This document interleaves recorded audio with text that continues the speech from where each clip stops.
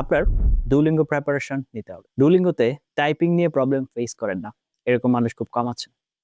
যারাই Duolingo preparation নিতে চাচ্ছেন অথবা সামনের প্রিপারেশন নেবেন অথবা ডুওলিঙ্গো টেস্ট সম্পর্কে জানতে চাচ্ছেন, তাদের অ্যাটলিস্ট এই ভিডিওটা দেখা উচিত।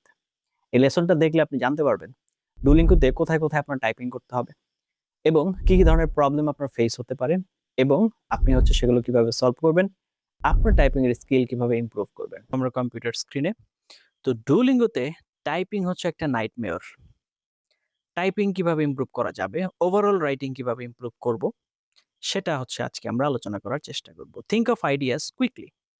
আপনার যদি আইডিয়া চিন্তা করতে লেট হয় তাহলে তো অবশ্যই টাইপ করতে লেট হবে। তো কুইকলি আইডিয়া ডেভেলপ করার চেষ্টা করতে হবে, টাইপ অ্যাকুরেটলি অ্যান্ড ফাস্ট, যত দ্রুত করা যায়।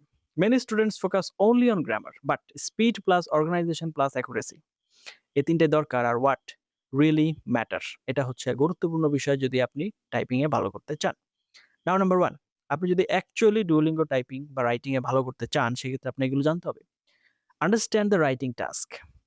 In the DET, you may face tests like, and a task like, in the DET, you may face tasks like write about a picture, respond to a question, write for 3 to 5 minutes, write and then speak. তারপর you are evaluated on, কিসের উপর evaluate হবে?